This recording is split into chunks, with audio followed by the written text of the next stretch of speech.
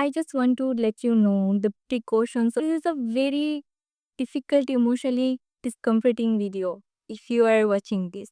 And I want to say that people who have these two states, they easily don't grasp truth about it. Please pardon me for my English and the accent.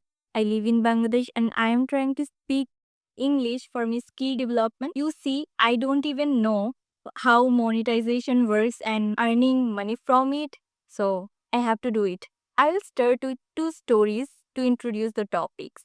And the first story is about Shaitan. When Iblis was sent to earth, he was sent because of a sin, and that sin was the ego. He didn't accept that human beings are better creation than him. And there are these other stories which tells us how poets, how writers do suicide because they are in the mood of victim mood for a long period of time. As I have introduced you to the topics, now let's dive deep into what ego is, what victimhood is, and let's know some scientific, religious, psychological perspective on it. It is really true that when you are in a comfort zone of your life, I'm really not denoting peace here, but you really don't feel the emotional discomfort of these two things, ego and victimhood.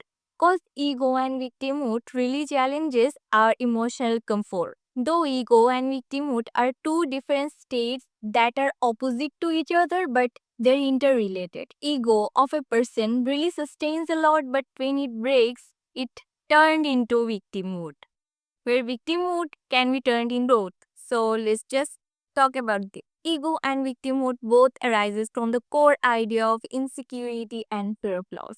And ironically, both deny the truth, responsibility, and humility, which are the true soil of growth.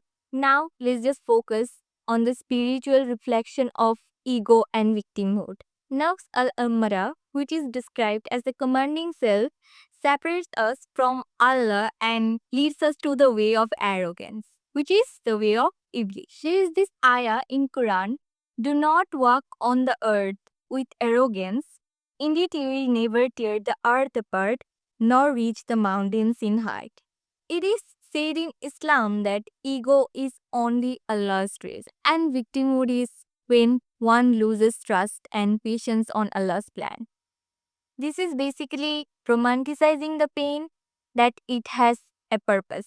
And the most ironic fact is both block spiritual growth, which means it's basically centered on self through superiority or through self pity. Now, let's focus on the interesting part, which is science. Ego is managed by prefrontal cortex, which is responsible for decision making, rational thinking, and moral reasoning. When someone's ego is hurt, his or her default mode network of brain system activates and it forces him or her to think that it's me versus that. This specific thing lowers sympathy and adaptability to people.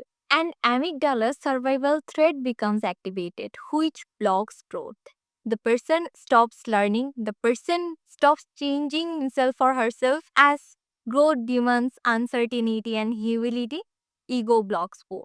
By this time, we have discussed the science of ego. Now, let's discuss on the science of victimhood. And this is my favorite. When you chronically live in victimhood mode for too long, your limbic system becomes hyperactive, which is the emotional center of your brain, and it blocks prefrontal cortex. You just develop a phenomena called learned helplessness, which means whatever you do, you'll think that it doesn't work. Your actions no longer have profit from it.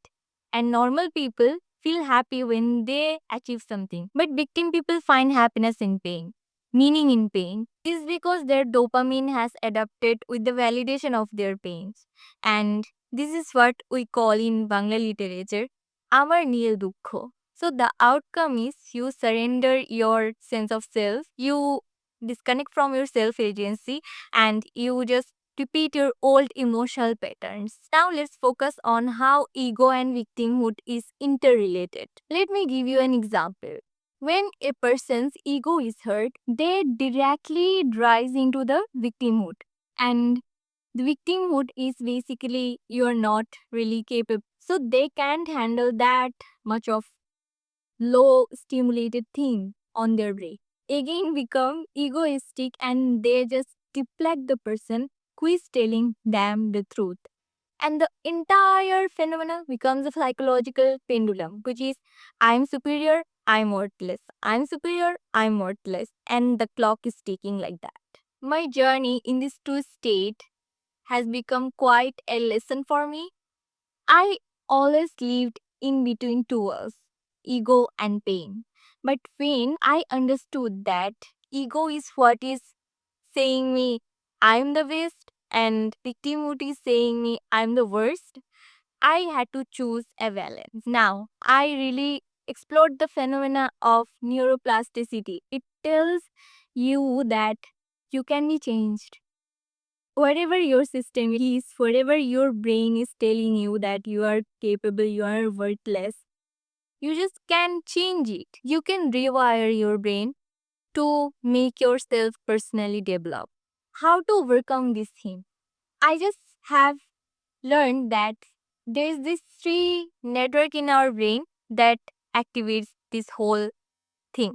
So the first thing is default mode networks. In default mode network, we become what we are, victim and egoistic. And there is this thing in our brain, prefrontal cortex, it makes logic. And there is this another system in brain which is salience network. Salience network is the observer self. Salience network makes your default mode network to think right through prefrontal cortex. And to do this thing in your brain, you have to follow some rules. And the rule are mindfulness, stillness, journaling, writing, your daily activities where you have been egoistic and where you have been victim. If you really observe it in that way and how to fix it. These are some things that I have learned, and there's this another thing I really want to say and I will end up with it. Ego is not really self-respect and victimhood is not classic humility and empathy, and people are becoming bad to you, you should think that that's them. That's not you, and your empathy should not really feed someone's ego. That's it.